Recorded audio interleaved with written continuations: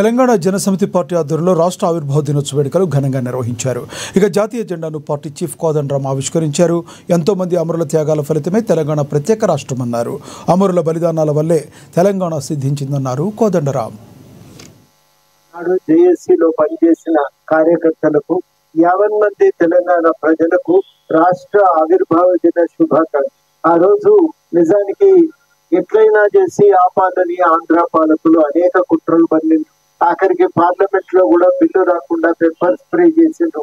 రకరకాలైనటువంటి దుష్ట ప్రయోగాలు చేసిన పన్నాగాలు పన్నిన మొత్తం మీదనైతే అది సోనియా గాంధీ గారు పట్టుదల కారణంగా, అదే విధంగా ప్రతిపక్ష నాయకురాలు సుష్మా స్వరాజ్ గారు అందించినటువంటి మద్దతు, మీరా కుమారి గారు ఆ రోజు సభను ఒక నియమబద్ధంగా నడపటం వల్ల మొత్తంగా తెలంగాణ నాయకత్వం పార్లమెంటులో ప్రత్యేకించి ఎంపీలు ఆడ గట్టిగా నిలబడి పోరాటం చేయటం వల్ల బిల్లు పాస్ అయి తెలంగాణ రాష్ట్రం ఏర్పడ్డది. అదే విధంగా తెలంగాణ రాష్ట్ర సాధన బిల్లు అక్కడి దాకా రావటానికి కూడా ప్రజలు చేసిన పోరాటం మామూలు పోరాటం కాదు.